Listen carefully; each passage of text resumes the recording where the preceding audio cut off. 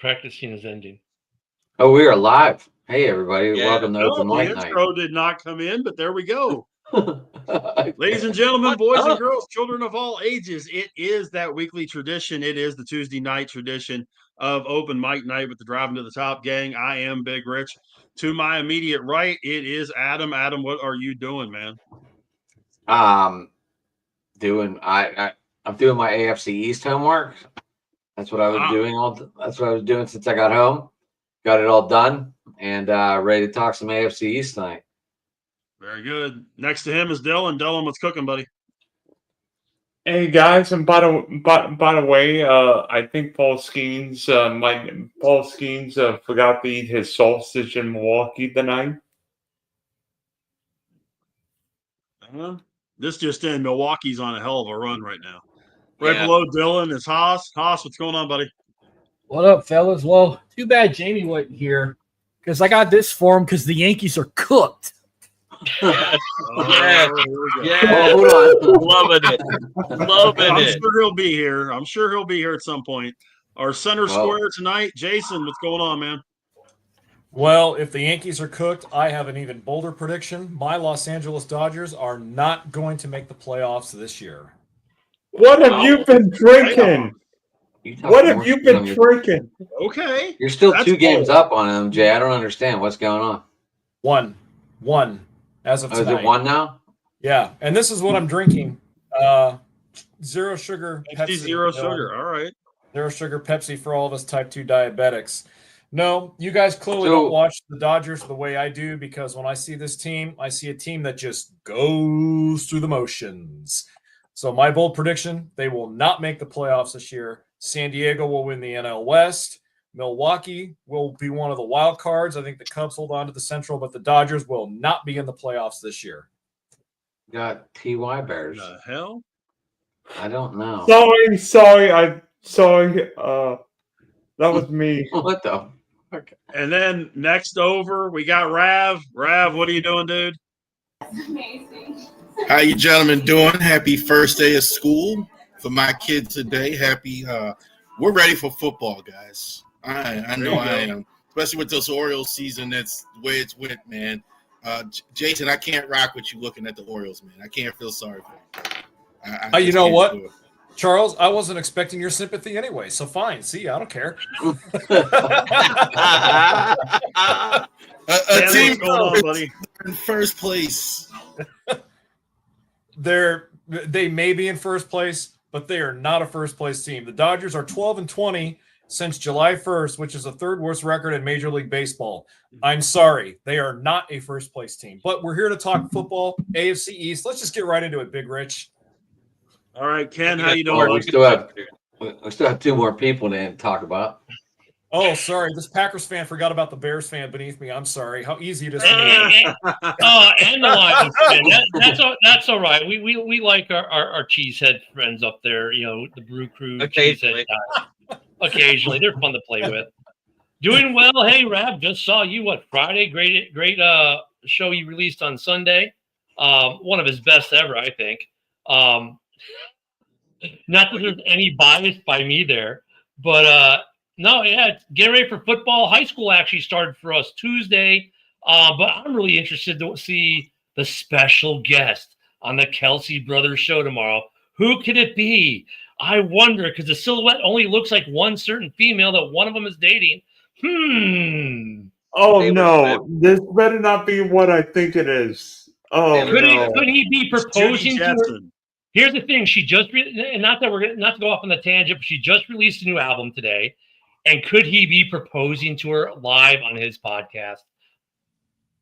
I won't be watching.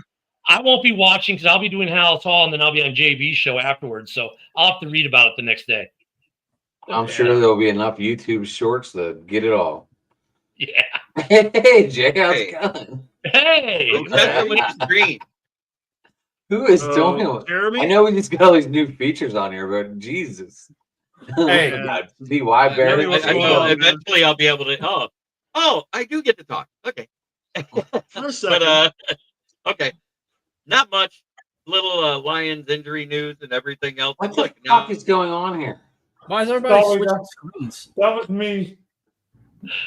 Jesus Christ. Go ahead, Charlie. Anyways, Jeremy, Holy fudge. you there? He froze. Jeremy's Look at you. frozen. Dylan, you froze him. How did you do that? Please DM me so I can freeze him in the future. No, he's frozen. I don't know what the deal is. I think that's on his end. You know what, That though? has It to was be on funny his because it was funny because JB said Lions injury news. Like there isn't an injury every day for Detroit. Well, That's just a Jeremy, given. you're anyways, while we frozen, my wait for man. I his don't know what internet the to hell come is going back, on. before we get into our AFC East I previews, think we're our gonna Bills. go- I we're think gonna our Bills commentator's here, Rich. I think he's here. I don't I know don't what happened see him to in the Jeremy. room. All right, Jeremy logged No, off. Jamie's I don't know if he's there, I coming guess, back. but he's not there. Does that make any sense? Yep, see you, that. you can see him, but no picture yet. Yep. So we're gonna Pretty much. we'll hit each So- team in the division all the way around the room, and then we'll do our predictions for the division first to fourth. But before we do that, group project. Can I say time. something real quick? Yeah, I go just- ahead. So, Hoss, you remember we doing our Saints interview 2 years ago? Yeah. And I just wanted to say, in sadness today, it was the 2-year passing of my buddy and his kid. He blew up in the house in Blum. I really missed the kid. All right. Damn. I'm sorry to hear that. Sucks. And it's still on Ring Cam if you want to go look it up on YouTube. Wow. Pretty shitty. Jamie's trying to get in. Prayer, Yeah, sir. see that. Jeremy is gone. I don't know where he went, but he's I gone. don't know where he went. His internet must have just gone to complete crap. Come on, Jamie. Anyways. I'm out. He's Oh, got he went this away. white circle of Look at death look going over at there. Jamie saw Haas with the frying pan and said, "I'm out." Deuces. Oh no, he's back. His video is acting weird too. Anyway, guys, here's our group project. Okay, Hold on, Jeremy's back too. would you guys get it right here? Oh, Jeremy's back right now. I see him. He's right there. Guys, Jeremy, we Okay. had you like this for like 5 minutes. What happened? That want to know what happened? The internet went out, so I had to connect to my hotspot. Gotcha. Told you guys. hey guys, Okay, how many so- ladies does it take to screw in a Wi-Fi system? I don't know, but all I got left with was a big picture of the Schmitz right in the middle of the screen. Well, all right. So now that we got this, we're still waiting for Jamie with the white circle of death over there. But Also anyway, known as what we're doing with our project here tonight, okay? There are 37 teams in the 4 major sports with 0 championships, okay? In their current incarnation of the team. So, like the Tennessee Titans, okay? Of those, there are 28 different cities represented. 9 of those 28 cities have multiple teams across the 4 major sports that have won 0 championships. I'll give you the first one. Minnesota in the NFL, in the NBA, and in the NHL. 0 championships across all 3. Give me the other 8 Wait a Wait, minute. what? cities. Point of clarification: 8 didn't cities. the Minnesota Twins win a World Series and it went back? 1991. Yeah, and Yes, wouldn't they that did. be Right, considered winning a right. I said championship? But I said NFL, NBA, NHL. Are those the only There 3 we're are- considering? Okay. That have the cities have multiple teams, not all of their teams, but have multiple teams that have never won a championship. JB, you're safe. Los I know. Angeles. Los Angeles Chargers and Clippers. Detroit won 4 That would- championships as the Lions, anyways. It's just ancient history. That LA is correct. That's one of them. I got one. Phoenix. That would be another one. The Suns and the Cardinals. Atlanta And- for sure is one. And the Diamondbacks. They Atlanta, haven't won a World yep. Series either. They've never Charlotte. won. Yes, they did. They beat the Yankees. Yeah, they did. The Braves beat the Braves won the World Series. The Nashville. Diamondbacks, And they beat the Astros in 2021. Nashville, the the Preds Diamondbacks beat the Yankees. But the Hawks, Gonzalez with the Thrashers, Rest Falcons have never done anything. Yep, And Nashville. Nashville with the Preds and the Titans have never won anything. Yeah. Nashville, correct. Vegas. What else were you guys saying while everything else was going through? Vegas, no one's no, it's not true. The Golden Knights won the cup. Golden Knights won it, baby. Yep.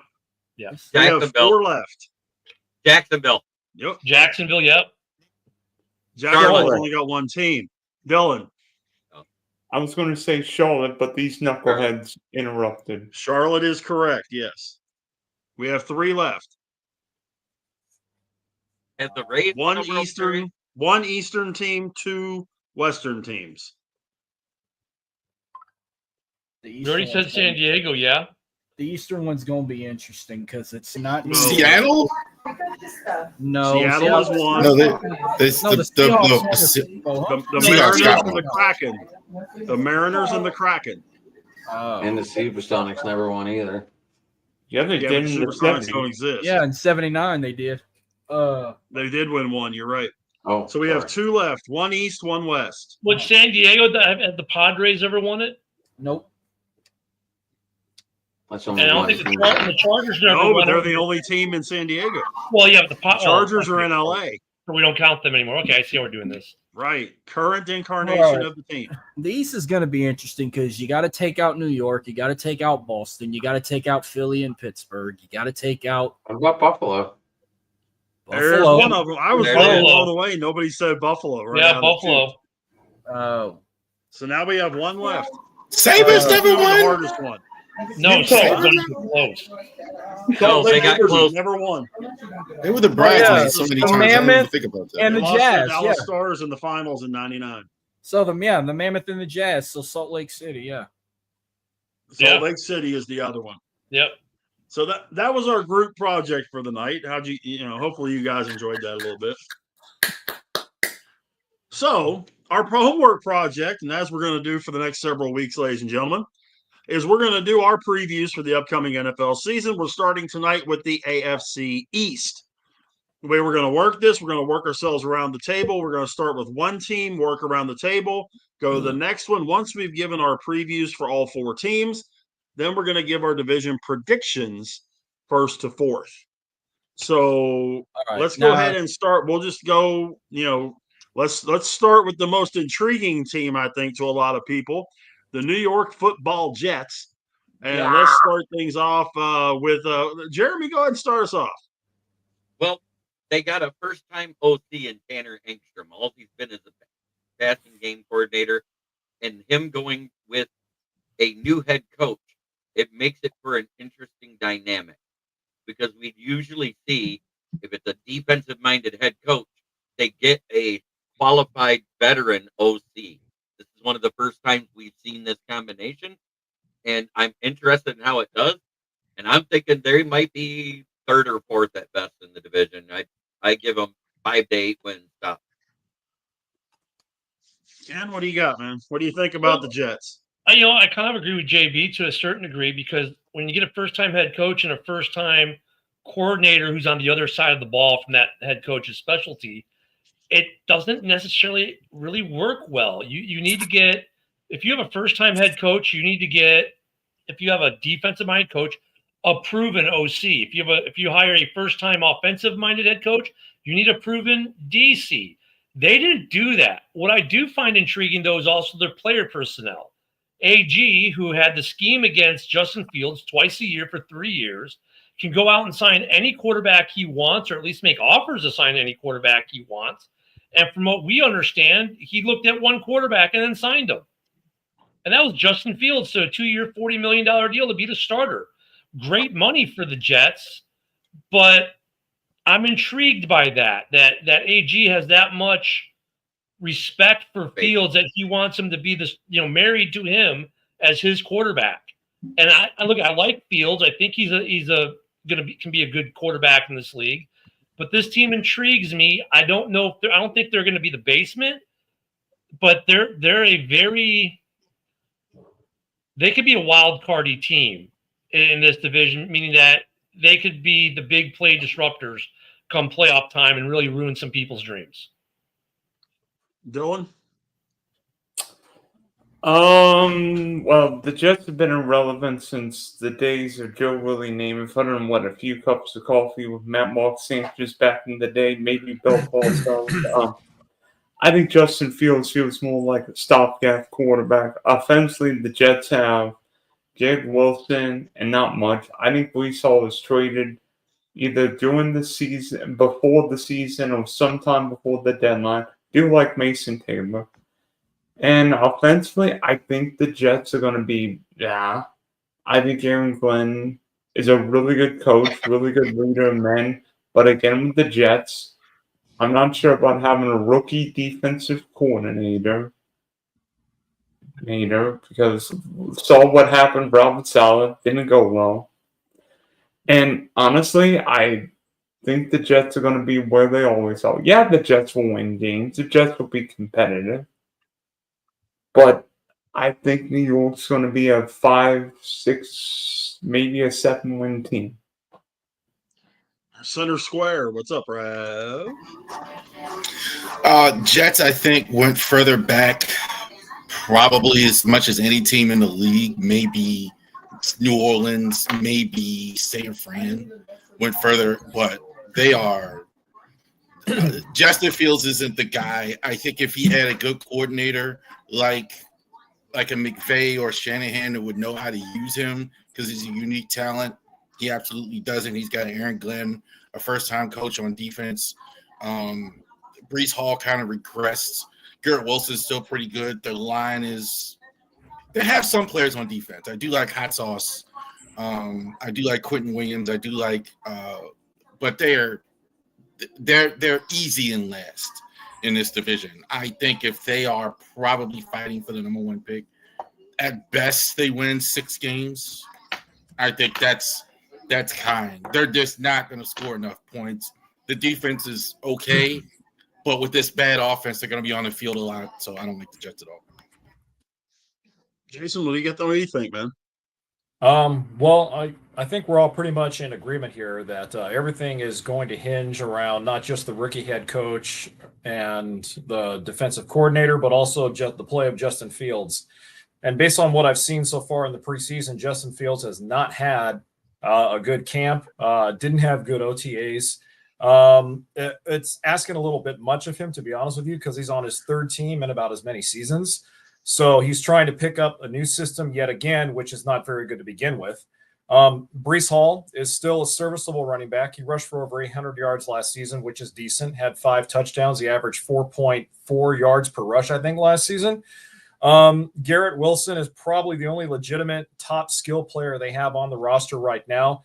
Aside from that, this is going to be a season meant of discovery. They're going to be figuring out which of these young players will be ready to anchor this team, if you want to call it that, moving forward. I'm not expecting more than 4-5 wins out of the most. If they can pull more than 5 wins, give Aaron Glenn the Coach of the Year award. Wow. Okay. Marcus, what do you think, man? I'm not going to get too comfortable with them. Yeah, they had an outstanding performance in preseason, but it's like they always do that when regular season comes. They kind of just fall downhill. But I like to maybe see a change because it's been fucking 15 years, at least 15 years since they had a very successful season. Matter of fact, I think the last time they had a very successful season was the year the Saints won the Super Bowl because the Jets were 1 win away of playing the Saints. But they lost to Peyton Manning and the Colts. And don't ask why. I thought we were going to get Mark Sanchez versus Drew Brees in the Super Bowl. But even better, we got Peyton what happened? Drew Brees instead. Fumble. Butt fumble. So we got a better matchup. But I mean, what I saw Saturday, I was actually shocked. Like, especially the way Adrian Martinez played, even though he may not get much playing time once Justin Fields takes over the main ropes. And then who you got? Like, no power. Main, I have to get out. Main power. Who's their star running back? Is it Donovan Edwards or is it Keenan? Probably Brees Hall. Brees Hall, Braylon Allen. And plus you got like Garrett Wilson still, Malachi Corley, Xavier Gibson. All them guys, I could see their names getting called. Maybe Josh Reynolds. I think Brandon Smith maybe too, but I think they might have a shakeup. Like I don't see them going to the playoffs, but I'll give you my final tally once I get these in order. Whenever we rank them from best to worst, I will give all 4 teams my prediction records for all 4 teams in the AFC East. But let's just say, as a tease, I think bringing them back in. Stop bringing them back in until he's there. I can see the Jets do some kind of a shakeup. Adam? Because they've been fucking picked at for so goddamn long, like 10, 15 years. They've been one of the laughing stocks of the NFL, but I digress. There's a reason for that, though. I mean, Yeah. Adam, what do you think, man? I think Tanner's going to be able to really control Justin Fields, and he knows what he can do. I mean, no one ever brings anything out during preseason. I mean, you guys are all basing this off one game. I mean, Shedeur Sanders looked like a genius, and Skylar Thompson looked like he could have been playing in the Super Bowl. But, we're not going to talk about that. But I think the Jets are going to be all right. I really do. Who the fuck? Stop. Who keeps bringing him in?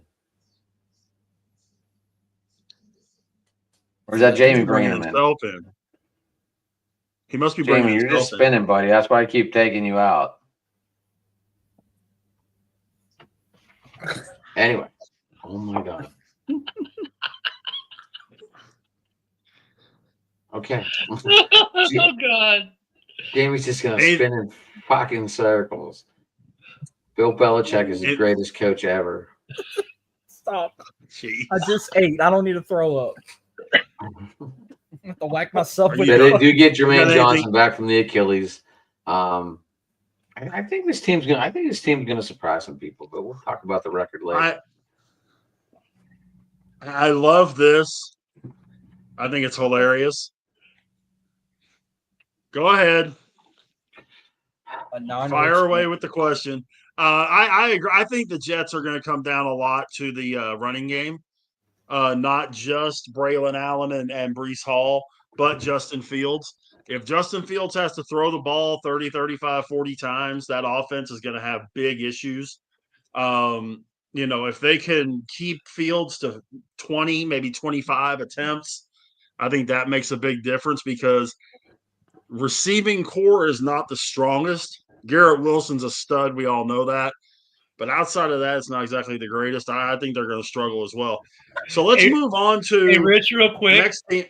Real quick, Rich, let me add on because I didn't say this before, but as a guy who had Justin Fields on his team for a couple of years, he will make your suspect O-line a little bit better in terms of run, because you can't stack him the same way because of his running ability as you can a pocket guy like Caleb or some of these other guys. So he will make that offensive line in New York a little bit better for some of the other guys and for them. So they're not devoid of talent. I just wanted to mention that he is going to be a force multiplier for the offensive line. He should really become one for Jamie's internet connection as well.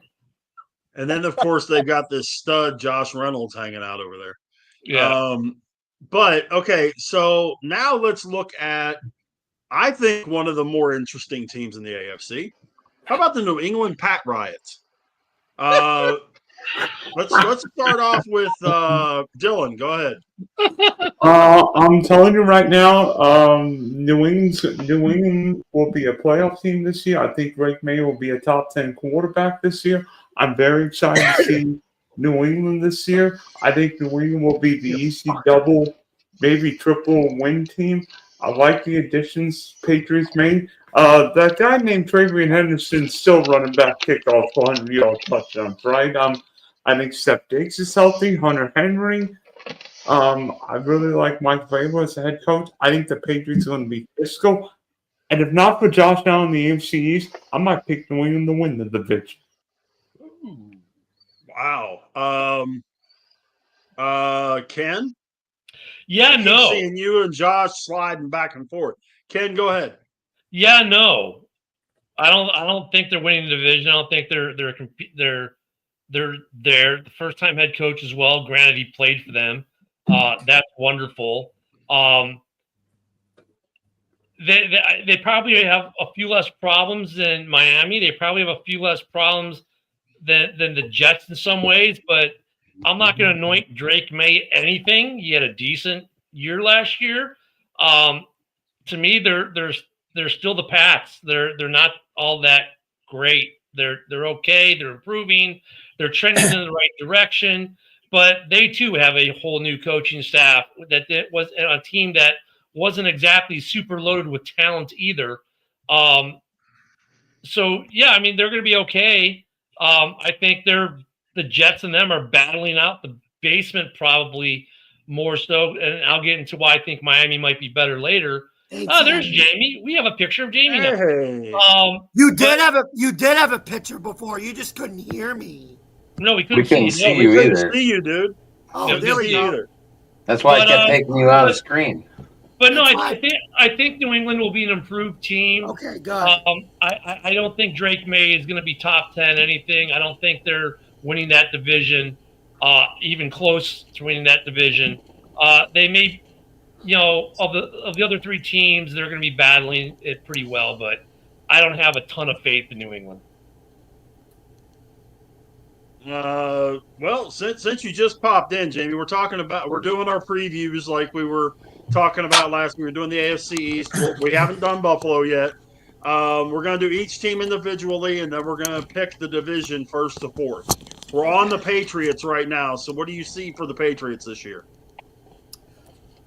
I think it could be a much more gratifying first year under Vrabel than with Mayo last year. I think Mike Vrabel is like the ultimate alpha male. I think he's like Bill Belichick, but he's a lot more energetic and younger.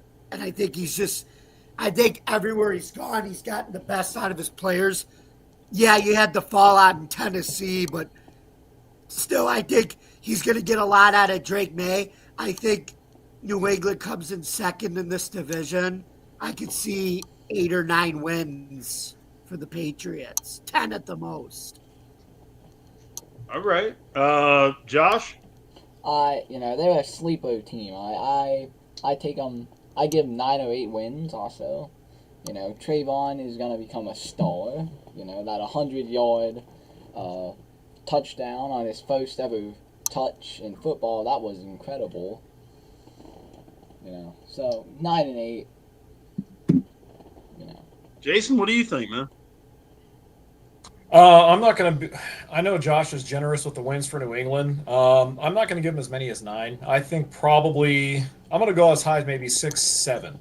I think offensively the success is going to hinge around how well Drake May meshes with Stephon Diggs. Diggs was obviously one of their big free agent acquisition in the offseason. He spent a lot of that, granted, doing some love boat parties with his wife.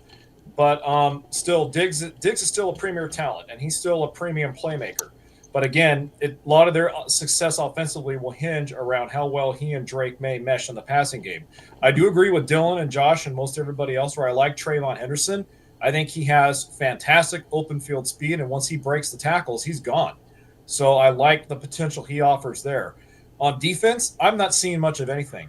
Now, I know Mike Vrabel's a defensive-minded guy, but just looking at the roster right now, I couldn't even pick out 1, 2, even 3 guys that reached out and grabbed me to say, hey, this guy's going to stand out amongst a crowd of defenders. So 6, 7 wins for me for the Patriots. Again, their success offensively hinges on Drake May, Stephon Diggs. How soon can they mesh as quarterback receiver? Marcus, what do you think about the Patriots, man? To be honest with you, I think they'll probably be on the same level as the Jets, but a little bit better. I think they'll have a better record than the Jets.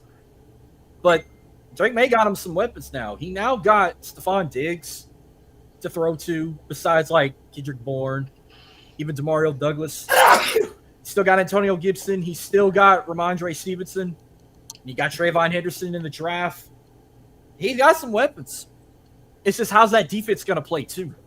I feel like he got his protection too in Will Campbell, so I think they'll be good on offense. I don't know about that defense. That defense might be atrocious.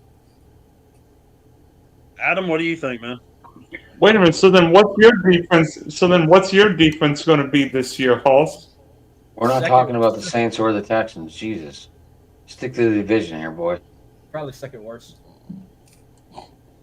Adam, That's, what do you got? that's another day for another topic. Curious to see how Vrabel handles Diggs, if Diggs gets into one of those moments where it's me, or is Diggs going to be a leader finally and not put it all on me? I read that Kendrick Bourne might not even make the team. I heard he's like running on the cut line now. How's Drake May going to do in his second year? I have my record, but I think we're saving that for the end, right? Yep. Yeah, we're saving the standings and all that for the end.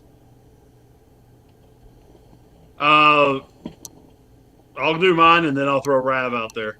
I think that New England is going to be a very average team, which is better than what they have been. Drake May shows some signs of becoming a pretty good quarterback. I like Vrabel as a coach. I do agree with what a couple of you guys said, though. It's going to take some time to get that defense. They've added tools on the offensive side.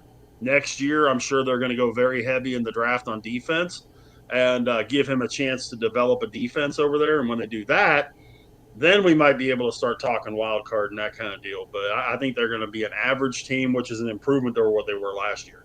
Rav, what do you think? Finish us up on the Patriots. Real quick, and I don't want to belabor this. It was terrible what they did to Gerard Mayo. I know this is over with. This is the next season, but that was horrible. I understand it's a good coaching upgrade, but that was just uncalled for, terrible. That being said, it's a coaching upgrade. Vrabel is an outstanding coach. I think you guys are really sleeping on this defense. Christian Gonzalez is really good.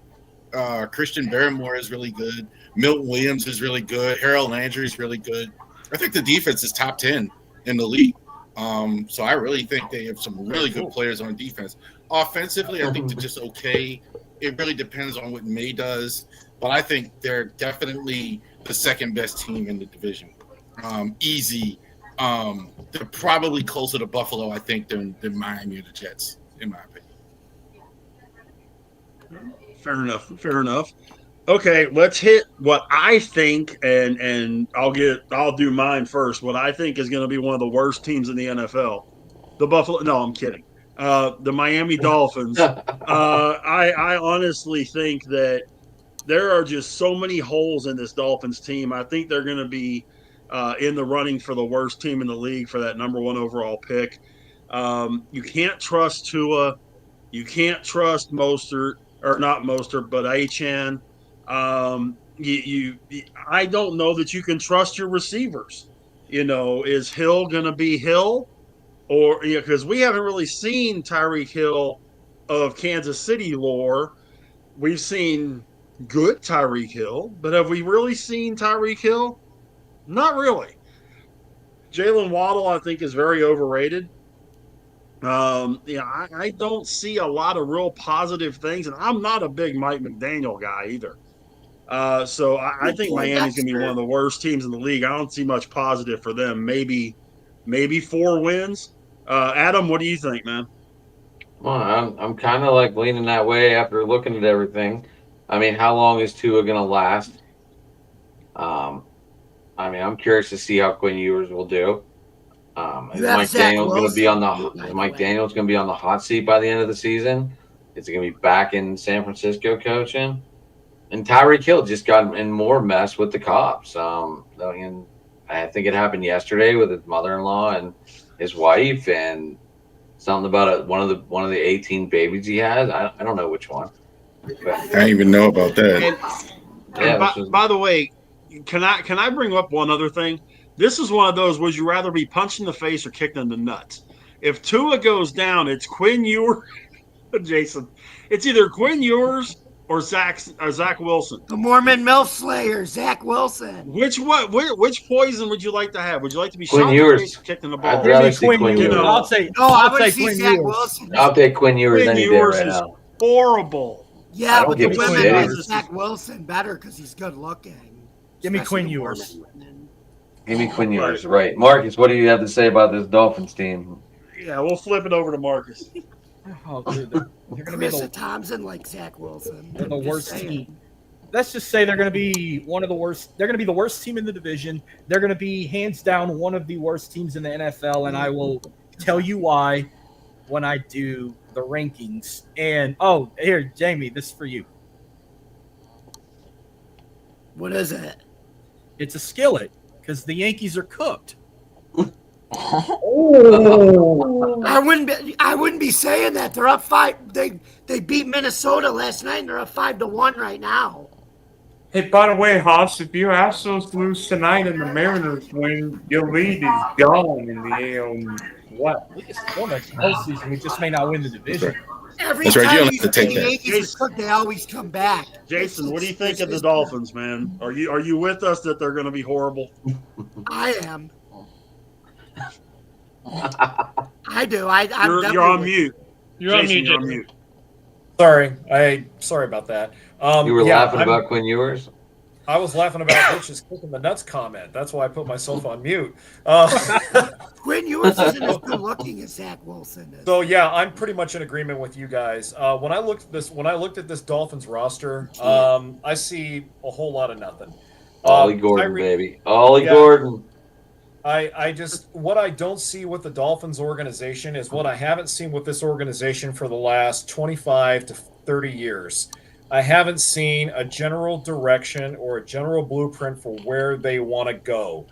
They have players on their roster who are either past their primes, getting into past their primes, i.e. Tyreek Hill. They don't have any leadership. They don't have any direction from the front office. And to be honest with you guys, I think Mike McDaniel is the first coach to get fired. I don't think he even makes it past 2025. If the Dolphins get off to an 0-4 start, 1-5, whatever, I think, and knowing owner Steve Ross and how impatient he is with coaches, I don't think he will hesitate to pull the plug on McDaniel if they get off to a slow start. I'm just not seeing it. And yeah, they signed Zach Sealer to a big contract on the defensive line, but in my estimation, Zach Sealer's not a difference maker. You don't give that kind of money to a guy. Yeah, he's had some good seasons, but still, I just see a whole lot of nothing there. Don't know where the leadership is going to come from. You're not going to get it from Tyreek Hill, that's for sure. For me, 5 wins for the Dolphins. That's it. Jay, that's funny that you say if they start 0-4. I have them going 0-4 and then winning against Carolina. I have one question about. I have one question for everybody. Just say a quick yes or no. It involves with the Dolphins. Does Tua get another concussion this upcoming season? Yes. That's why when you were talking. Rav, where are you at with the Dolphins, man? Yeah. Rav, where you at with the Dolphins? He needs to retire. He needs to retire if he gets another one. I second that emotion. About Tua. He's not football ready. He's not a guy who can stay healthy. He didn't stay healthy in Alabama as good as he was. I mean, I think that he almost got exposed for that. I will say, though, better than the Jets in the fact with Tua and Waddle on the field along with Hill, they're going to score. So I'll give them that. They're going to score more than 10 points, 15 points. This is a team. They do have some offensive guys. Achane, big if with all those injuries with those guys on the field. But defensively, I'm not seeing it. They did get Micah Fitzpatrick. I like Zeitler better than Jason does, maybe. But I'm not sold. McDaniels, I think, is a good offensive coach, though. I do like him as a coordinator, as a good offensive coach. But, yeah, there's not enough here for me to say they're better than New England or close to Buffalo at all. And I just don't like the vibe. I'm just not a buyer. Like, I just don't think, like, they're going to, like New England with really good coaching, where they might get better. I don't see it. I think they kind of are what they are. Nolan, what do you think, man?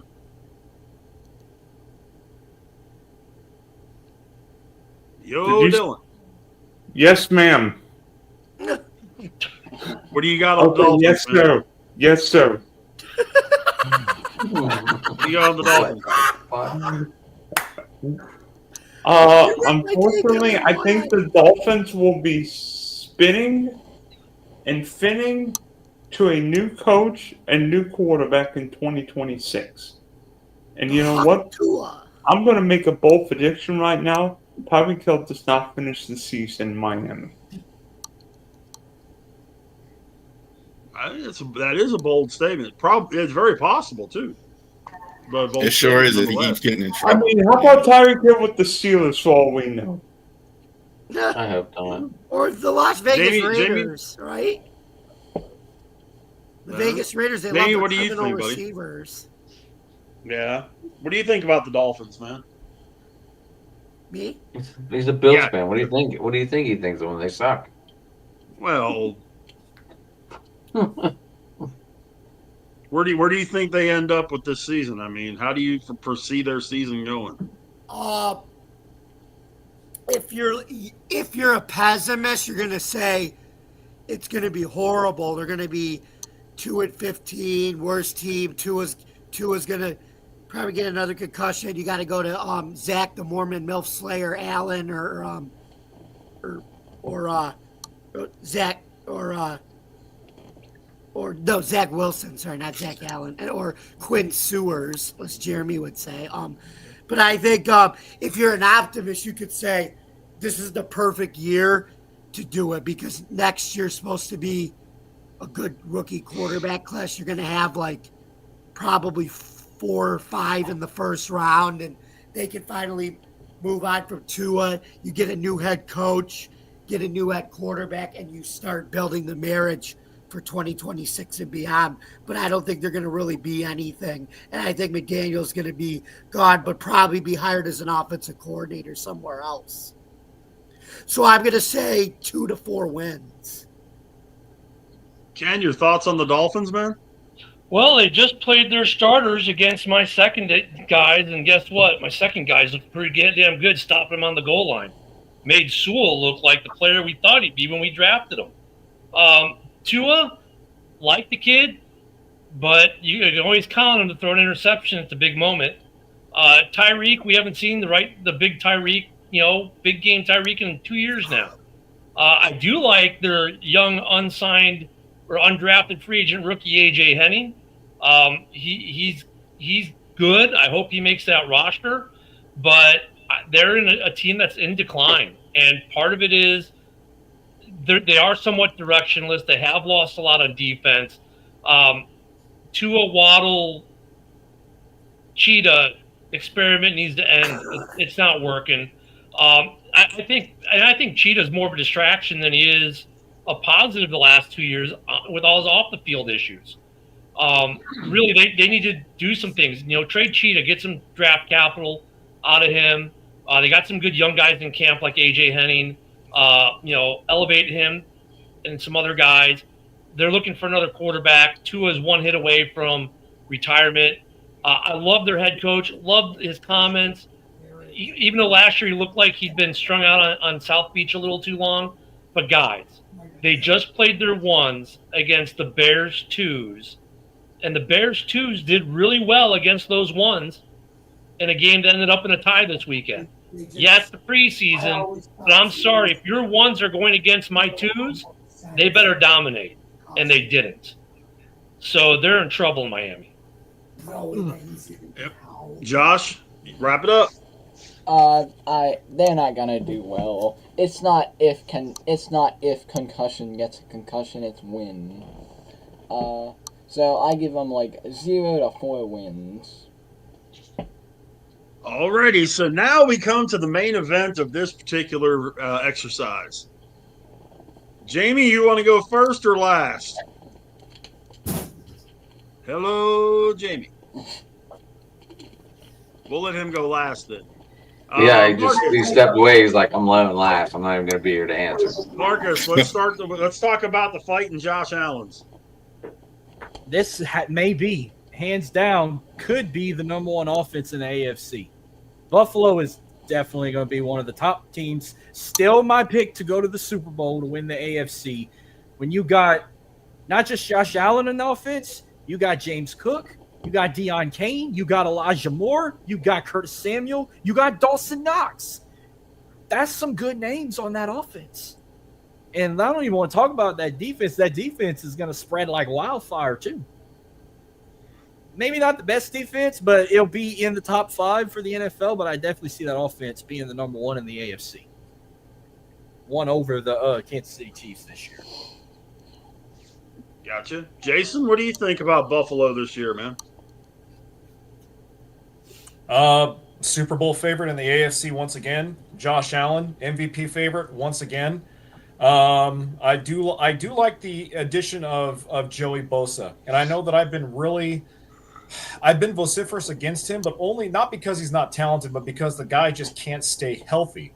But if Joey Bosa can stay healthy, I think he can be a real big difference maker for Buffalo on defense. So until somebody dethrones them in that division, got to pick them to be AFC East frontrunners yet again, to be Super Bowl contenders yet again. I will also say this, though. I do think their window of contention is closing. Not fast, but it's closing. And I think Sean McDermott and his staff are running out of excuses to explain why they keep losing in the divisional round and the championship game every single postseason.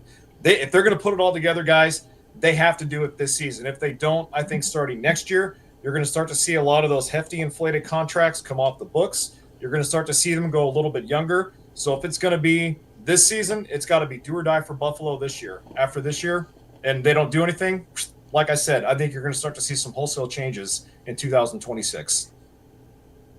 Josh, what do you think, man? I agree with Jason. Their Super Bowl window is closing, and they got Joey Bosa, they got Palmer as a wide receiver. I say they're gonna take the AFC East, but yeah, not much to say. Well, Ken, what do you think? Isn't this their final season in that stadium before they move to their new one? It is. Oh, they have to go out. They have to go big or go home, man. All right. Yeah, look at Buffalo. Do I even need to say anything about Buffalo? They're going to win this division. Okay, I mean, they are in that top pantheon in the AFC. Jamie, are you yelling at us? Hold on, Ken. Jamie, are you yelling at us? You know you're on mute, right? Yeah. Oh, what happened? He's having technical issues. Maybe we should keep him muted. They're going to Buffalo. This is Buffalo's division to lose, point blank. It's their division to lose. They're competing for a shot to go to the Super Bowl this year. They have the reigning MVP. They're hands down the best team in this division, and they're top 2, 3, 4 teams in the AFC. They are what's going to make this division fun to watch. And my team, you joint practice with them this week, so that's going to be fun. But I think the Bills are the class of this division. They win, and I know we haven't gotten to the rankings, but I'll say it anyways. They're going to close out the final year at the old stadium with the division championship. Because I think that's we're saving you for last on this one, Jamie. Rav, what do you got? The Bills and the Ravens, I think, are the two best teams in the AFC. So I don't think there's any question about it. You're a Ravens fan. Well, it's a fact. They're the two best teams in the AFC. So I think we're going to see them in the championship game. I think the Bills' offense is just first rate. I mean, as we know, I think what's funny about the Bills last year. I thought they were going to dip down a little bit because they had cap problems and they lost a lot of guys. And even still, they got to the AFC Championship game. So this offseason, they fixed a bunch of that stuff. They got the receivers they were missing. The only question I have with Buffalo is I still don't love their secondary. I think their back end, they got a rookie Harrison there, a lot of talent. Their safeties might not even be starting. Did you see that? Really good. Yeah, he may not even start. They're going to start Tre'Davious White, who was a backup last year in Baltimore. So that's the only kind of nitpick thing, but they're going to score so many points, man. Easy in this division is not that tough. So they should really have. Be shocked that they weren't at least in the AFC Championship. Adam, what do you got, man? What do you think about Buffalo? I love the addition of Joshua Palmer. Joey Bosa, big addition. Can he stay healthy? That's the question. Maybe he'll stay healthy because he's on a winning team. You know how sometimes things magically cure themselves. Terrell Shavers, will he beat out Elijah Moore? That's something to watch in the next coming weeks. But yeah, there's not much. Maybe next year we'll be talking a little different, but yeah, this is their window got to be in the next 3 years. I think that this team is of course going to hinge around Josh Allen, but also James Cook. If Cook goes down, if something happens that Cook doesn't perform up to his potential, then what happens? I agree with you guys saying this is Buffalo's year. The competition for Buffalo is not going to be in the division. It's going to be for the number 1 seed in the AFC. That's where it's going to get competitive for them, because that division, they would literally have to lose Josh Allen to not win that division. Dylan, what do you think about Buffalo? I look at a couple things. One, the Bills Super Bowl window is wide open for the next 7-8 years if number 17 is playing. You guys saying that Buffalo Super Bowl window is closing? Yeah, right. Secondly, I look at Buffalo's home schedule this year, and the Bills play everybody at home. They get the Ravens at home, Eagles, Bengals, Chiefs, Bucks. And I think that week 1 game against Baltimore might be the game that gets home field for the AFC Championship game. The Bills don't want to play another home road AFC Championship game in Kansas City or Baltimore. They want to play where they can smash some tables and then the Bills can smash some mouths. They want to play with 15 degrees and Josh Allen's going to kick everybody's derriere. Haley Steinfeld's going to be in a Super Bowl. Not this Taylor Swift piece of you-know-what. Haley Steinfeld will be in Santa Clara if the Bills have it their way. All right, Jamie, we saved you for last. Give us what you think on the Bills this year, man. Offense, I think, is going to be pretty much dynamite again as long as Allen stays healthy. Joshua Palmer, I think it's just crazy good that he's going to be a number 1 receiver, and we only got him for 3 years, $29 million, when a number 1 wide receiver market is usually like $100 million 3 years or whatever. So we may have gotten him for free. And also, same thing with the Keon Coleman's having a breakout year. And he's still, or breakout camp, and he's still only on a rookie deal. So that's scary to think about. Also, I feel like James Cook will play, but if he doesn't, I like Ray Davis, and Ty Johnson just signed a 2-year deal. He's a dependable back, and Ray Davis, I think, can be a starting running back. I think when he's given the opportunity. And I think he may take advantage of that if something happens to Cook because of that O-line. So I think we'll be good there. What I like is same thing on the defense. See, a lot of people think we didn't really upgrade the defense. See, there's 2 ways you can think about this. You could think of upgrading it by spending a lot of money, or you could think about it as like you're upgrading the talent and you don't have to pay anything for them. And that's what we kind of did. We upgraded the defense, but we gave guys like 1 year, 3 year, another 1 year deal. And then we rebuilt it with rookies or only on rookie year deal. So we upgraded this team without in free agency and the draft without really having to spend any money to do it. And that's why I think it'll be a special year. I think they're going to win the division. And I think we win 6 divisional titles in a row. We close out Highmark with that.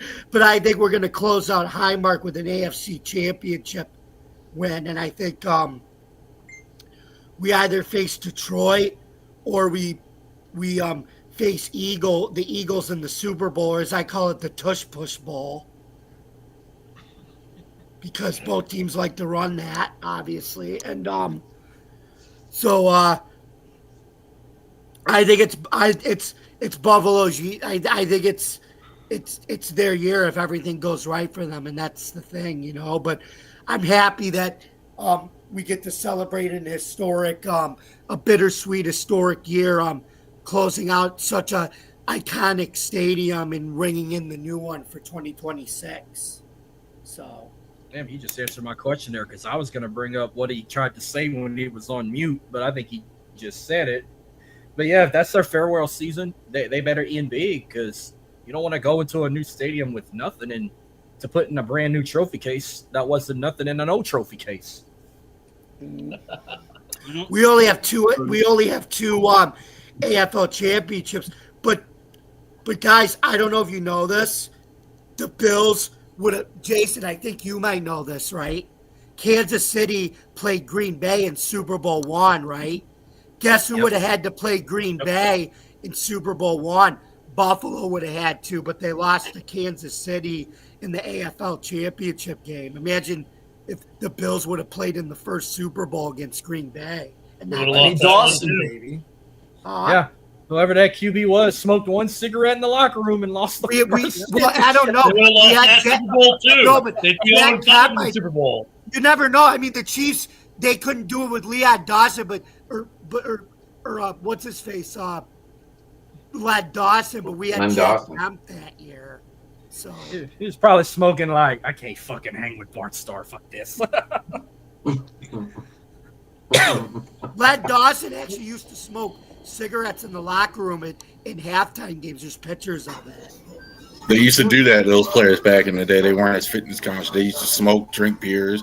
Ken Stabler used to get drunk before games, go night before, get in bar fights. Yeah. You know, back in the 60s, baseball players were drinking in the dugout before they took the field. Even the 80s and 90s and early 2000s, a certain guy named Wells threw a no-hitter drunk. Do you remember that? Yep. Well, Doc Ellis for Adams Pittsburgh Pirates tossed a no-hitter on LSD. Yeah. Yep. I mean, and Dave Jose Mesa used to drink a fifth of tequila before he walked out to the bullpen. Boomer Wells and Kurt Schilling were the biggest drunks like in the world, dude. Like they were Gene just Tennis, always. who used to be a catcher for the Oakland Athletics and the San Diego Padres, when he was with the A's, used to have kegs of beer delivered to the clubhouse, and he would keep a keg of beer in his locker. In between innings, he'd go and slam down 3 or 4 cups and go back out and catch another half inning. Gene Tennis, baby. Yep. Didn't Wade Boggs drink now, like a case of beer on the plane from New York to LA? Yeah, Boggs would do that all the time. Unbelievable. Anyway, Rich, let's get to predictions. Now that we've gotten all our our thoughts of what we think of the teams individually, now let's hit the division. Let's go first, second, third, fourth. If you want to do wins, that's fine. But first, second, third, fourth, I think we're going to be consensus on first. It's the other 3 that may flip-flop around. Josh, let's go ahead and start with you and work ourselves around. I got Bills, Patriots, Jets, Dolphins. Ken? Ooh, I'm just a little bit different. I got Bills winning 13 games, number 1 seed. Sorry, Rav. Then I've got the Jets coming in the second. Then I've got New England in third, and the Miami Fish, the Dolphins in the basement. Probably 5-6 wins there. I'll say between second and third, I think it's going to be 8-9 wins for each of those guys, respectively 9 and 8. But no one else even sniffs the playoffs in this division, just Buffalo. I think Buffalo gets to the AFC Championship game. In my perfect world, it's in Buffalo, and it's the Bills versus the Ravens. And on a cold, snowy day, that would be my dream. Maybe that'll happen. I don't know. Jamie, how do you see this division playing out? Bills first, same record as last year, 13-4. The Patriots second, I'm going to say 9-8. Jets third, 6-11. Ooh. And the Dolphins last, I think, anywhere between 2-15 to 4-13. But they're going to be in the mix for a new coach and one of those rookie quarterback next year's. And this is a good year for them to be bad. True, Jamie. That's very true. Dylan, what do you got, buddy? Bills 1, 2, 3, 4. Okay. Rav? Y'all are killing the Dolphins more than I thought, man. Jesus Christ, 2 wins. That's bad. Like, my goodness. We didn't have them that bad. Buffalo wins with 12 or more wins. I think they're probably – I agree. I think probably them and the Ravens, probably Buffalo. I think they have an easier schedule, best number 1 seed, I think, in the AFC. I think New England gets about 10 wins. I think they get into playoffs. I don't know if they win a playoff game. I really like their defense. I think the defense is really good. They got a quarterback they're developing. Miami, 7 wins, 6, 7. I think they have some – they're going to score points at least against bad teams. So they're going to go ahead and get 7. And I think the Jets only get 5. They're not – they have no offense. They have a defensive coach. Not enough horses in the barn. Jason, how do you see the AFC East playing out? I like Buffalo, 13 wins. Going to be pretty hard. Well, it's going to be pretty easy for them to get 13 wins. Coming in second, I'm gonna give the Patriots a little bit more love here. I'm gonna give the Patriots 7 wins. I say they go 7-11. Miami 5-13. And then the New York Jets coming in dead last, boys. I'm going to say 3-15 for the Jets. All right. That's a hot take right there. Marcus, what do you think of the AFC East, man? How do you see this playing out? I see that mic drop. There you go. Marcus, tell us about the AFC East, man. Buffalo Bills definitely winning the division. I have them going 13-4. But here's the thing: they're going to be the hottest team at the start.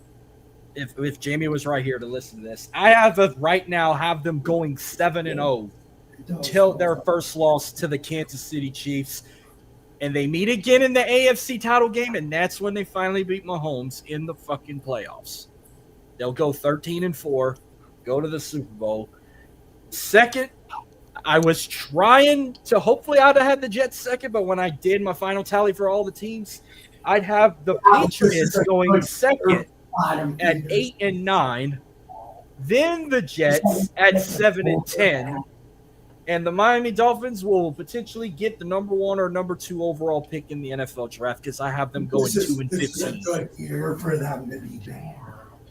So, Adam, it's on you, buddy. It's actually a good year. Oh shit!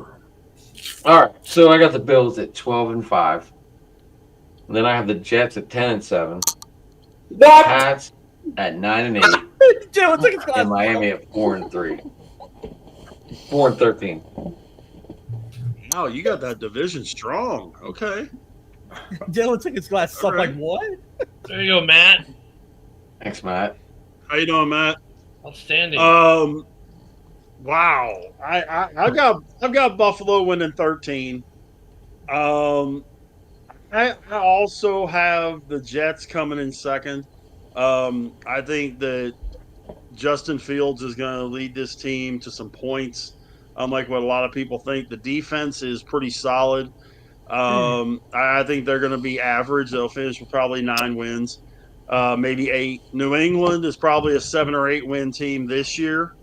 Next year, I think they contend for a wild card spot.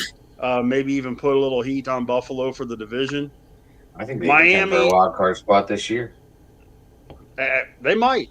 Miami, I honestly think is, I can tell you this: they're going to contend for the first pick.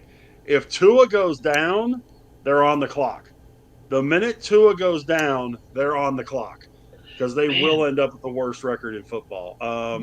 Did the wheels just fall off? What happened to Miami 2 years ago? They were in the thick of it, going to Kansas, a playoff game that was pretty well contested. Then, it just seems like the last 2 years, though, they've been like, it's like, okay, the Bears, at least when we had our meltdown last year and the wheels fell off our truck, it happened in a 10-game span in one season. It seems with Miami, we're watching that wheels fall off this truck over 2 years in slow motion. Yeah. What is going on? I think it's been a number of things, one of which is that, how many games has Tua missed the last 2 years? A But ton. even when he's in, they're not 14 or good. more. There was no one to back him up then. But even when he's in, they're not good. That's the problem. Like, even when Tua's in, they're not that team they were. Like, there's something else wrong. It's not just Tua, I because think a lot of it, Ken, I think a lot of it has been continuity on the team. Because if you ever notice, whenever you have the comings and goings, there's a whole lot of Miami leaving and a whole lot of Miami coming.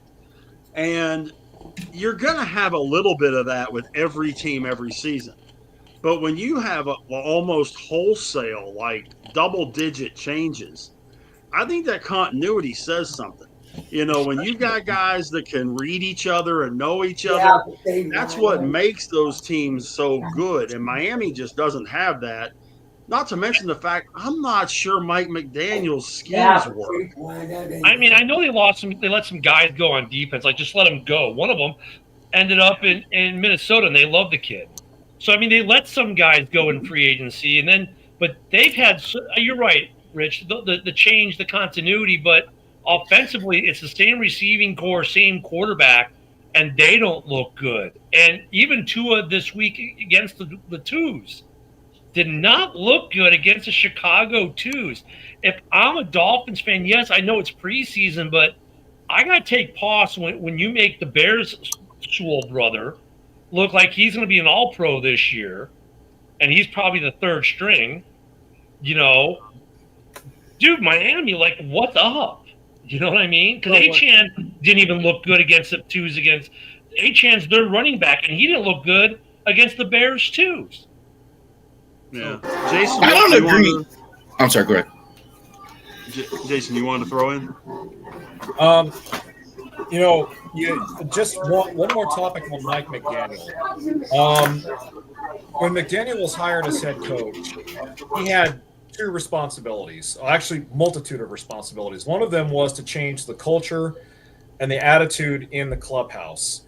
When he got there, they had none of that. And remember, this organization over the last few years, remember the Jonathan Martin bullying scandal? Dylan, go ahead. I'm gonna head out, guys. Monkey Spectrum Sports, Big D podcast. Hopefully some episodes coming later this week, guys. Hosted a super. What? All right, man. No, it's just So Jamie wait, in the background. I got a pitch for y'all. Jason, you want to finish, Jason?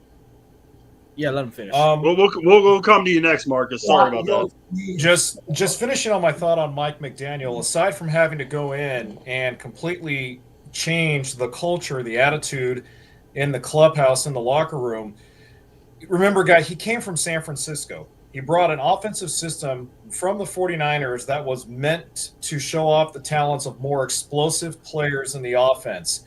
When he was offensive coordinator there in San Francisco, he had those players that fit into that system. He brought it to a team that doesn't have the dynamic, explosive players that he had in San Francisco. So he was essentially trying to fit a square peg into a round hole and bring in a system that is predicated on timing, a system that's predicated on location on the field, a system that's predicated on big playability. Tua doesn't have – he has the big playability, but not without risking another concussion. Another thing, too, in regards to the Dolphins, just from what I've seen, again, this team has just never put together a general blueprint for how they want to be a successful organization. They just draft guys and put them on their roster. Just draft guys and put them on their roster. You never hear them talking about scouting and evaluating talent to fit a general idea or a general theme of what they want to do. It's not like what the Bills have done, what the Chiefs have done, what other teams have done. No, they're a track team, Jason, real quick, but their identity is being a track team. Everyone, if you look at what they do, they go after the fast guys. So I would push back on that a little bit. Say, no, they have an identity. They want to be the track team. They want to be the fastest team in the NFL. If you look at the guys they put on that roster, they're all fast. And therein, though, my friend, lies the problem. Okay, right? I agree. Yeah, when you have a one-dimensional direction there, that still leads to no direction. And look, for what we said about Mike McDaniel being on the hot seat, Chris Greer, their executive of operations, is probably on an even hotter seat. So it stems from the very top all the way down to the bottom. But yeah, I'm kind of like with you guys. It's just right now the Dolphins are just they're just a lot of nothing is what they are. That's the end of it. Sorry. Yeah, you're fine, man. You're fine. And I think it's very well said. The way you put that out there about the different aspects of McDaniels. Marcus, what do you got, man? So you gave a valid point that gave me an idea of a question for y'all. You said if they lose Tua to another concussion, they're on the clock. I'm going to give you 3 quarterbacks that will most likely get drafted in 2026. Who could go to Miami out of these 3? Would you rather Arch Manning, Garrett Nussmeier, or Cade Klubnik to the Dolphins? Can I have option 4? Will Howard. I'm going to say Nussmeier. I'm going to say Nussmeier. I mean, just because the Dolphins aren't that smart enough to draft another good quarterback anyway, I'm going to say Nussmeier. Rich said Drew Aller from Penn State. It's going to be Arch Manning for business reasons and all the rest if he's available. Archie said he may stay at Texas another year. He might as well stay. But he might as well just stay. If they're going to take Arch Manning, I think whoever it is, if he's anywhere close. Yeah, I would agree with that too, because he actually does what Jason says they don't have. He because the type of quarterback he is, he gives them a different direction to focus in and focus on. And if they have and I think at the same time, I think you get rid of Waddle, you get rid of Cheetah, and they just build it up. Like, I think Cheetah and Waddle are both trade. If Tua goes down, I think both those guys are deadline moves. I think they're going to redo that entire offense around Arch Manning, the type of receivers that will work for him, which will be a guy like, I'll say his name again, AJ Henning. Let me throw something out here for you, just to be a conspiracy theorist, okay? Uh-oh. If the worst team in the NFL is the Miami Dolphins and they have the number 1 pick, Arch Manning stays. If the number 1 pick is the other team that I think is the second worst team in football, sorry, Hoss, the New Orleans Saints, Arch comes out. Yeah. To be taken by the Saints. They'll cry for Garrett Conspiracy theory, call it conspiracy theory if you want. They'll cry if that were to happen. They'll cry for Nussmeier, but get Arch, and Miami will get Garrett Nussmeier. I honestly don't believe the Mannings care about that as much as the fans and everybody. I think they love to have him in New York. Obviously, they would love to have him in Indy. But I don't think the Mannings, they're way smarter than that. They're going to look at the coach and all the rest. I don't think they're going to care what they did in the past. And really, Miami's a great market for Arch to go to, just as a market for all the he has a ton of opportunities there outside of football as well. And if they're rebuilding a team, he can have some influence on that. I mean, I get the idea of him going to play for his dad's old team, but in some ways, I think that's more of a negative than grandfather's old team. Thank you. I think that's more of a negative than it is a positive in some ways, because then there's an expectation from Saints fans from day one in a weird way, where if he goes to Miami, it's just the normal number 1 pick expectations. If he's number 1 pick and goes to NOLA, that's a whole nother level of expectation. Look.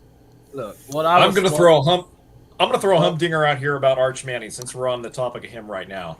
I'm going to be so bold and so ballsy as to say I wouldn't be surprised if the Indianapolis Colts pull off a winger of a deal in the draft to bring him to Indy to play for Uncle Peyton's team, baby.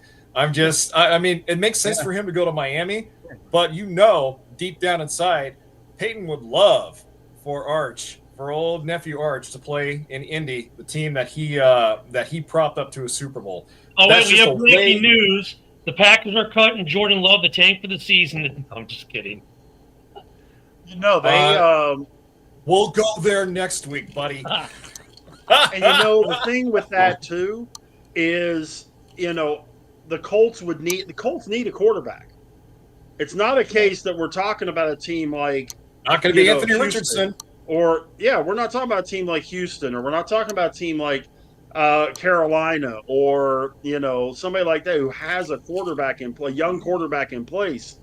We're talking about a team that doesn't really. I mean, you got Danny Dimes and A-Rich. That's not. I mean, he's an insult to the last name. I mean, a guy like Nussmeier or Arch would work. I just honestly think that Arch is staying until through next season at Texas. But why? But the other part of it is, and I have said this a number of times on this program. Name me an all-pro quarterback that's come out of Texas. You can't, because there hasn't been one. Vince Young is the best NFL quarterback to ever come out of Texas, and we all know how that worked out. So, Rich, though, like, I hear this week it's been kind of a popular topic, right? That Arch might stay for another year. Okay, I understand he's got NIL, but why? I mean, it makes they make more money. Because they make more money in the NIL than they do in the first rookie contracts. Right, but he has also said, and he has said this publicly in press conferences, that he is looking at for the first time in 4 or 5 years I've heard this, that the kid is actually looking to get his degree before he comes out of college. Yeah, he's looking to get his education so that if something happens to him and he can't play, he has the ability to handle his money the right way and to handle business the right way instead of just being completely ignorant to everything. Rich, knowing his family, it makes sense because Peyton is a very educated guy. Eli's a very educated guy. His dad is an extremely educated guy. Come on. Okay, they probably trained him to say that so we don't run into the Eli Manning not wanting to be drafted by the certain team. Yeah. So here's what you got to say, kid. Let's reevaluate things so we don't rerun history. That's the politically correct way of him saying, I don't want to play for certain teams. And if it looks like one of those teams is going to have the pick, I'm going to stay in college. I believe you, Rich. He doesn't need money. What's he in a hurry for? He doesn't need money. He doesn't need money. He doesn't need. I can believe, especially with his father not getting a chance to play football. I can absolutely see Cooper Manning saying that day. Hey, man, you want to go ahead and get a degree? You want to grad? He's not like a lot of these guys who has to play. He could make $7-8 million at Texas next year. So I can believe that he's maybe, hey, I'm good. He could have went out somewhere else and started already, to be honest with you, if he really wanted to.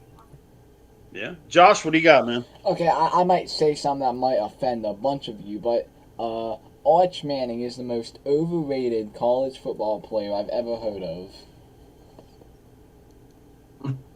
I'm not against you on that. You and I have talked about this. Texas quarterbacks do not become high-profile NFL quarterbacks. They just don't.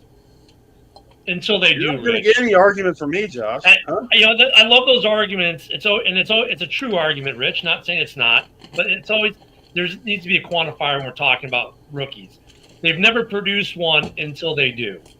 And could Arch be the guy that they do? And that's more of the questions. Just so I mean, the history of U of I has never produced a great running back until they do. So I mean, that possibility still exists. I mean, so I get the argument, but that doesn't mean he can't be the first. At least he's not the overhyped train like Shedeur Sanders was, and he doesn't buy into it that way. So if I want to look at hype trains, I look at the Shedeur Sanders hype train compared to the Manning hype train, and they're night and day comparisons. Well, that's true, but there's a whole different way that these guys handle themselves too, right, and things like that on top of all that. But I mean, certain universities are able to produce certain types of players. Ohio State produces wide receivers.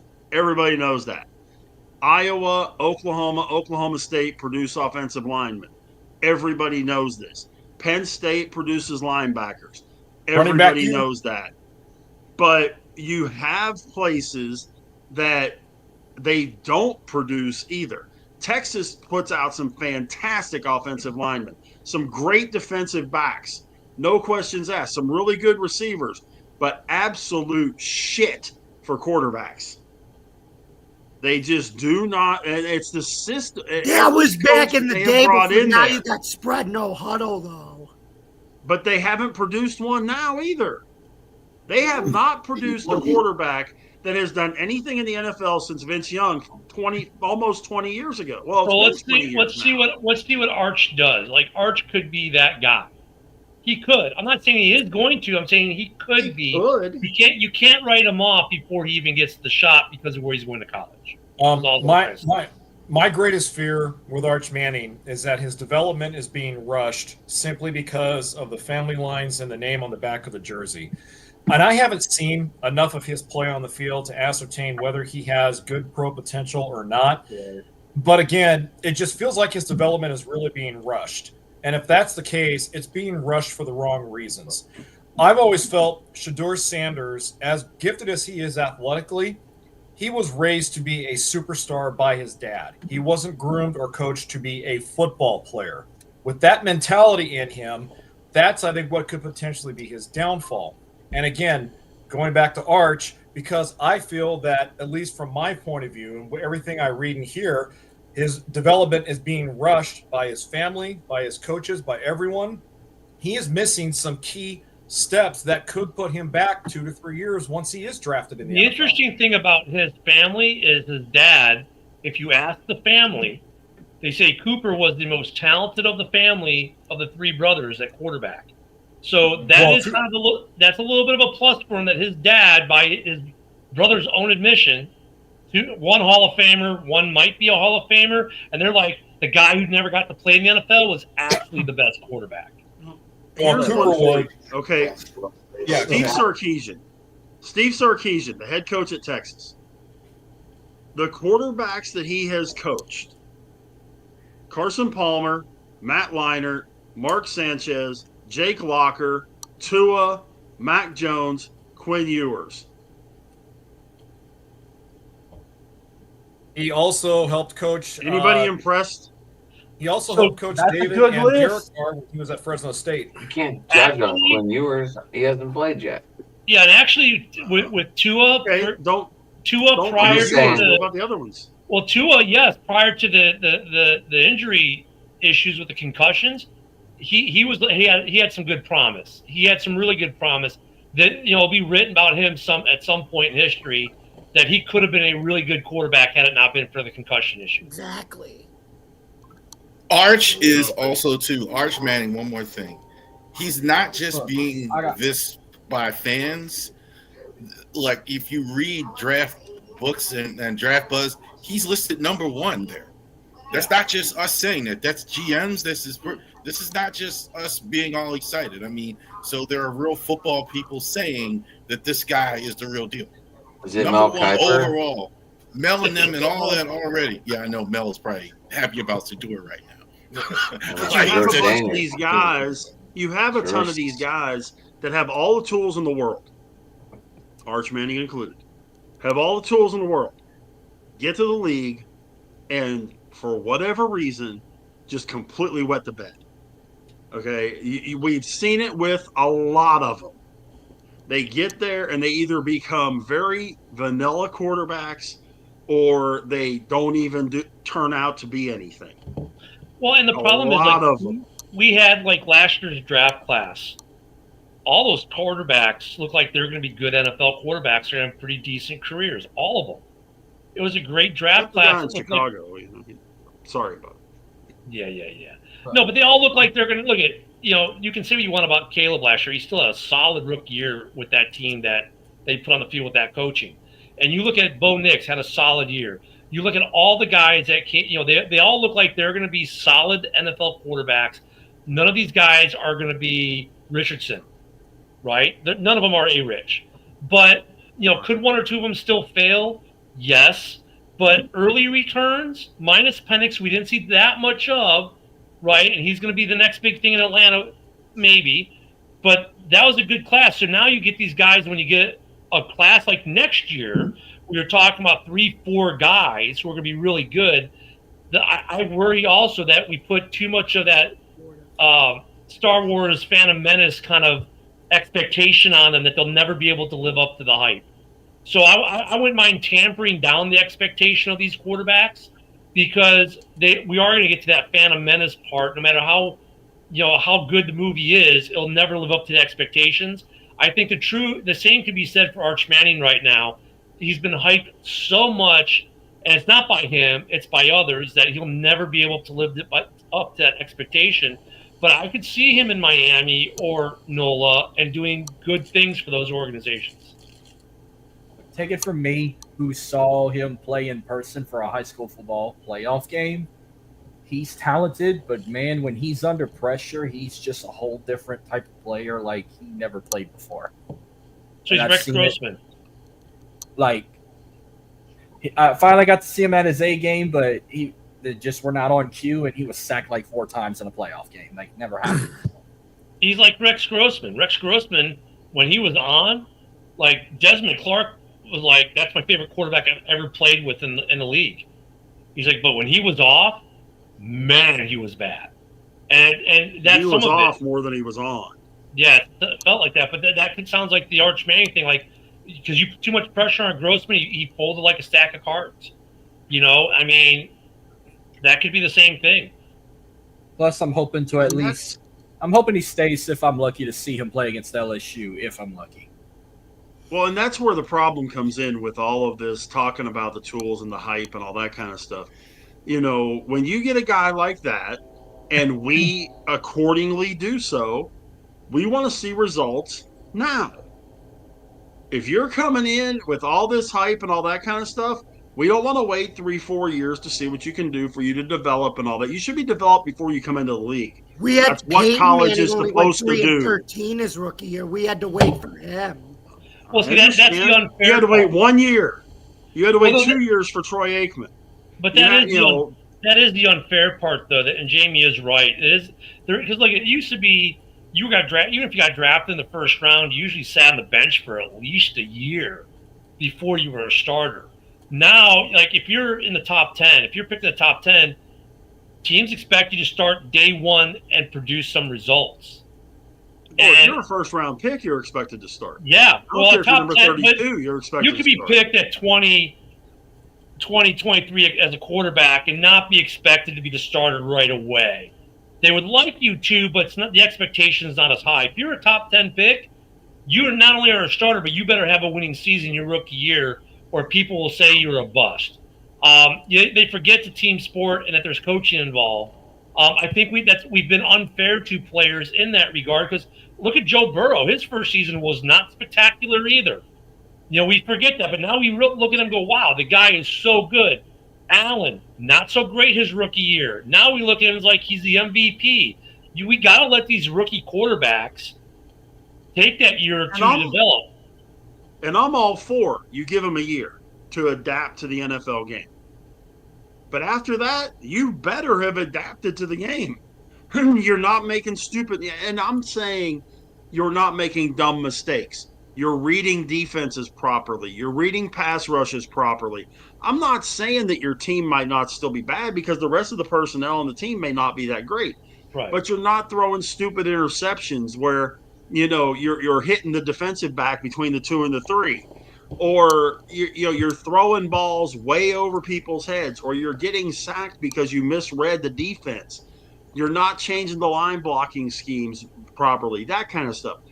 Whether you're a 17-0 team or an 0-17 team, that quarterback can make those things happen. So if he can't do that by the end of the first year, that's a big problem. I don't care if he throws for 5,000 yards or 500 yards. That's a big problem if he can't do the mechanics, if he can't throw the out pattern, if he can't throw the deep ball, those kinds of things. That's what I'm concerned about. Fundamentals. Get those right and have those nailed down. I realize it's a cross metaphor here, but it's like nobody cares how hard you throw a ball 4. You can throw a ball 405. It doesn't matter. You know, it doesn't matter what you do on that field if you're not doing it fundamentally and turning the ball over all the time. So you know what's interesting with the conversation tonight? Because Rav thinks the Jets are going to win like maybe 2 or 3 games. You know, and some of us think it's Miami. So in tonight's show, we have 2 teams that could prospectively be looking at a quarterback in this draft. Do we really think the Jets are going to get another quarterback at the end of this year? That Justin is going to be one and done in New York? Yes. I think more than Miami. You guys have been going on and on about Miami. There's zero chance for me that Justin Fields really can go ahead and do it. I mean, he doesn't even have an offensive coordinator. Really, his offense. I see no chance that he signed a stays 2-year contract beyond this year. Dude, It's cheap. it's why is it? Let me tell you something. When you sign a quarterback to a 2-year contract, that's like taking a girl out to McDonald's. Like, you don't really like her that much. You take her to Ruth's Chris if you really want to impress her. If they offer like Lamar Jackson a 5-year deal. But Rab, AG could have You take gone your after. girl to McDonald's on a first date, you got issues. Yeah, AG could have gone after so many different quarterbacks. He could have gone after Kirk Cousins. He could have gone after other guys. But he chose not to. He chose to go after one guy and one guy only. And that was Justin I think it's a Fields. great move, especially since the coordinator knows all about him. I mean, that's the thing, too. Like, why, if you're a defensive coordinator who had to scheme against a guy for 3 years, why would you make him your guy if he sucks? You know everything there is to know about this guy. Why in the Steelers or the Bears keep him? Well, the Bears. I still don't know why the Steelers didn't keep him. I don't know why the Steelers didn't keep him either. The I don't know Bears. why the Steelers benched him. The Steelers Bears went all offseason not even knowing if Aaron was going to be there. And they It still wasn't a Tomlin- it wasn't a Tomlin You guy. guys heard me. Fields You guys was heard not me a go Tomlin's up guy. and down when they benched him. You guys heard me go up and down when they benched him. They should have never benched They him. should have never benched him. And I kind of. Fields was not a Tomlin guy, though. I was a keep Justin guy in Chicago, right? Coming into that draft, I thought they should have kept Doesn't Justin. matter. With Tomlin Traded said out goes. the number one. Got a bunch more offensive linemen, got in the haul for it. But when Ryan Poles went to Caleb, I was like, okay, I had no reason not to trust Poles at this point with his early draft picks. And then when I watched Caleb play last year, I get why the Bears moved on. He's a completely different style of quarterback than Fields. He's more of a style that fits the team than what Justin did. I thought when Justin signed with the Jets that was a bad move for Justin. I think his style of play is better for Miami than it is New York, to be honest with you. But look at his numbers. He improves every year. He's making improvement. He's growing as a quarterback. I don't know why, after going 4-2 in Pittsburgh, why they didn't keep him or why they benched him for Russ. It made no sense to me. But then AG, a guy who had to scheme against him twice a year for 3 years, makes him hit not only his first but his only choice to go after for quarterback.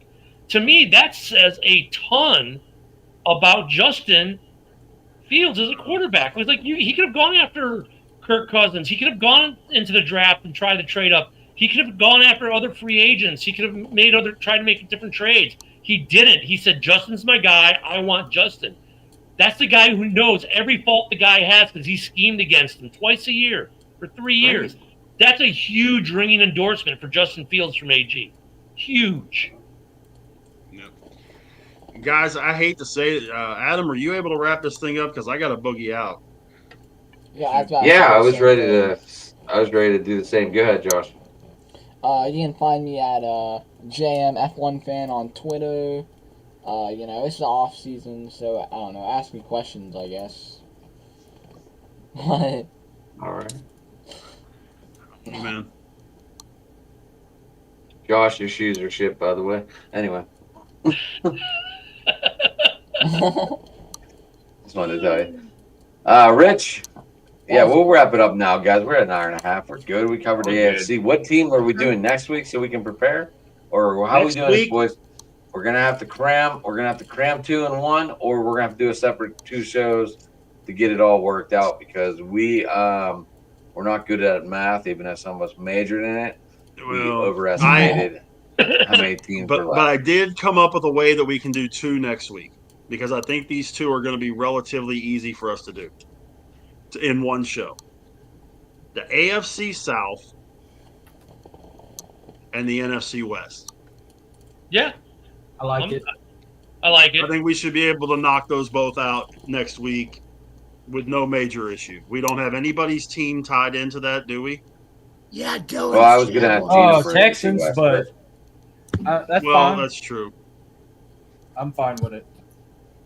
But the AFC South and I NFC was West. thinking Saints for you, Haas. My bad. He got But both. AFC South, NFC North for next week. Oh, NFC North? Or I'm sorry, NFC NFC West. My bad. West. Yeah, I was yeah. going to say, the NFC, we're never going to AFC fit the South. NFC North in here in one show. No, AFC South, NFC West.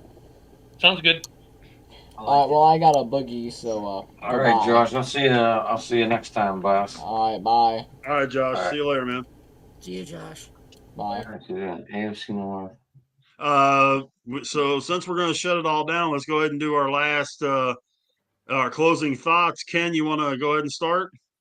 Yeah, why not tell on the bottom here? You can catch me at Ken the Bear Fan on X, just as my name is written here. You can catch me tomorrow morning and every weekday, Monday through Friday, from 10 a.m. to 11 a.m. Central for Ken and Ken in the morning. You can catch me here every Tuesday, Wednesday night. You can also catch me from 7 p.m. to 8 p.m. Central for Hallis Hall Report, all Chicago Bears talk all the time. And then immediately following that show with Jamie and JB, you can catch us on JB's Roundtable. And then also Sunday at the pregame slot, 11 a.m. Central, 12 on the East, we have another Hallis Hall where we always have the pregame show.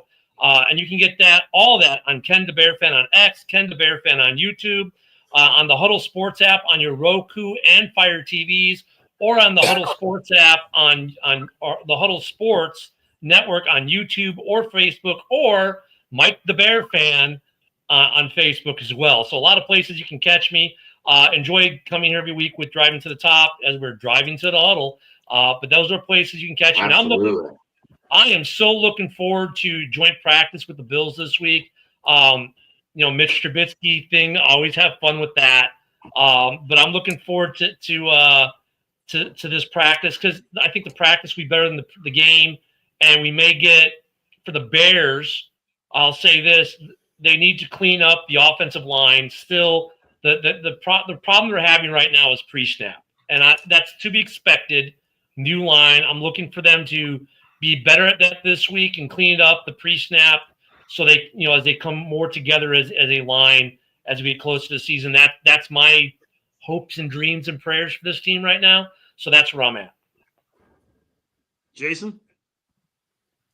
Yeah, I'm just going to close by saying E.J. Warner, who was the son of NFL Hall of Fame quarterback Kurt Warner, was just named starting quarterback of my Fresno State Bulldogs this week in the second to last week of practice. We have a new head coach named Matt Entz, who won 3 FCS2 division titles at South Dakota State. So he does have some small school cred. I got it. But E.J. Warner, for the time being, starting quarterback for my Fresno State Bulldogs. We open up the season against the Kansas Jayhawks on August 23rd. I am geeked about that. Bring on the E.J. Warner era. Week 0 matchup. Yeah, so anyway, you guys can find me at Dodger Jason on X, and you probably have noticed I have gone absolutely apeshit tweeting about the incompetency of my Los Angeles Dodgers. So continue to view that shit show. Otherwise, I look forward to being back with you guys again. It's always a pleasure talking sports with you guys. I respect you all, and peace out. All right, Jay. It's always a pleasure, man. Rav, hit us with it. He's been killing the Dodgers. I agree. So this week on the podcast, we're gonna do our third Ravens training camp report of all of our training camp reports. Top 10 linebackers in the NFL. As well, talk a little about the UFC deal in Paramount. They got a lot of money, so we're going to talk about that. Oh, absolutely love it. Fox, and also Fox is now bundling with ESPN for $40 a month. We're going to talk a little bit about that. Orioles report for the month of it's a little late for the month of July, but all the trade deadlines it's a little late. We're going to talk about that. FCL Orioles and DSL Orioles, low minor league. So we're going to talk a little bit about that along with our regular Orioles report. And also, we're going to do breaking news here with the channel. We're going to do an instant reaction to the Texas-Ohio State game live on Driving to the Top in Ravery Sports.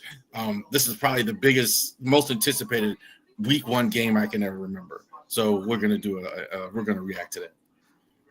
I would love to be a part of that if I didn't have to work. Very good, man. Jamie? Okay.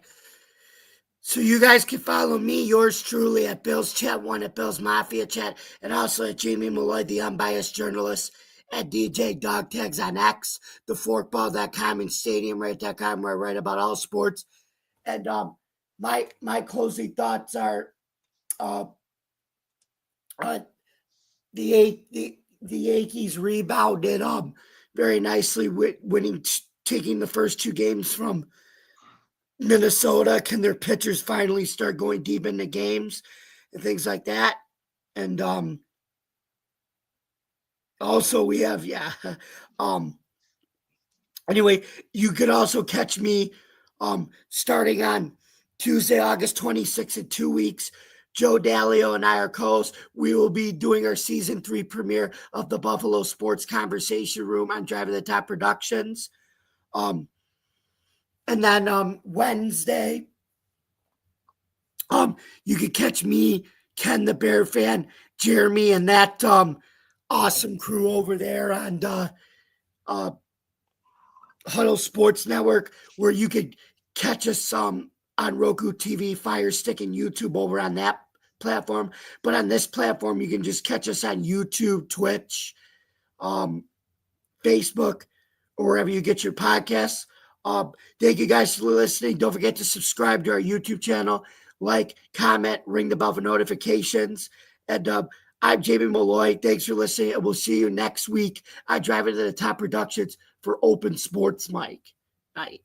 Good night, everybody. Marcus. I'm on X at BigHouse337. Also on Facebook and Instagram. Subscribe to my YouTube channel at Marcus on the Go. My show on the go you can find on X and Instagram at onthego_TXLA. And tomorrow I'm done with my college previews. I'm now going to start with the NFL. I'm doing my New Orleans Saints preview tomorrow night, and I'm bringing a familiar guest I've had in the past. Mr. Logan Graffia is coming back on from Sports Etouffee. We're going to preview the Saints, talk about that. And when he leaves with there, then I'm going to go straight to my Houston talk with their series win over the Yankees, beating the Red Sox last night, getting their ass whipped tonight, to shit-talking the Dynamo and doing quarterfinal predictions for Leagues Cup. And we got the international shit coming back this weekend besides Bundesliga. All right. Adam? You can get me that Sports Talking It on Twitter. You can get me at Driving to the Top. Jamie said hit that like and subscribe button. Driving to the Top. You can get me there. Facebook, Adam McNally on Facebook too, even though they won't let me run it on Adam. Rich, what are we doing with the Driving to the Top? We closed? We have one away, ain't we? It said we need to give it a couple weeks. Facebook had changed their requirements, and it said on the notice, it changed it on the 10th of June, I think it was. Said we need to check back in a couple weeks. They've made quite a few changes. I think it's because they've had so many people doing live broadcasts on Facebook that they're limiting who can do it. And we've been it's probably going to be a case of, it's probably going to be a case of they're going to have to get rid of some before they can add some more. Yeah, we've been having issues with them too, because we used to be like on the Huddle Sports Network, we could have two shows on at once. Now you can only have one at a time on the Facebook feed, whereas before, like we could be doing, I could have this show on the Huddle Sports, and they could be doing the Red Zone Rant at the same time, and both shows could be on. Now they'll kick the other one off, one of them off. So, and they've been doing a lot of changes on Facebook with podcasting, which have not been favorable for podcasting. So hopefully it works out. I've stopped doing mine on Facebook a long time ago. And then Rav, are we doing our friendly conversation on Friday? We are this week. We going live with that, right? We could do a live one, but you're the last one. I got the last one recorded. It's up. It's going to be up on the channel Sunday, so you're going to be the last one. I always had. For whatever reason, I wanted you to be the last one. The one he did last Friday was stellar. So you got some big shoes to hit, man. Our most watched view on X, Ken the Bear Fan. He Well, had yeah, over he gets. Yeah, he 500 shares it to Yeah. 89 of his channels, and he better be the highest viewer on No, all I of did. ours. I actually, you know what's funny? I have not forwarded it out to the channels as of yet. I'm waiting to do that. I'm going to probably do that tomorrow afternoon. Well, no, wait, tomorrow's Wednesday. Thursday afternoon, I'm going to piece it out in the afternoon to all the different Twitter feeds for all the different teams. I usually only send the feeds to the teams that we're talking about. So, we talked mostly Bears, so I won't send that to the Lions feed because what do they care about Ken the Bear fan on the Lions feed? I just sent it straight to my normal feed. I haven't forwarded it to my other feeds yet. That's Yeah. coming. Anything else you got, Adam? No, I'm good. Rich, close us out and let's boogie on out. All right. You can get me on Twitter, BigRich8371, or Facebook, my name, Rich Richardson. Tomorrow night, Adam and I will be doing Steel City Sports Talk, where we dive into the Pirates, Steelers, and all other things Pittsburgh sports. And God only knows where we go outside of that. Monday night, yes, I did not do the show last night for different other circumstances, but two-tire change, our NASCAR program, we're getting closer to the playoffs. Lots to be talking about there in Craftsman Truck, Xfinity, and the Cup Series. And then next Tuesday, right back here for Open Mic Night, Driving to the Top Productions on all the avenues that all these guys have previously mentioned, that if I did it again, I would sound like the FedEx man. So for all the guys that's been a part of the broadcast and all the guys and ladies have been a part of this thing, thank you to everyone that's been listening or viewing the broadcast. And until next Tuesday night for another Open Mic Night, my name is Big Rich. So long, everybody.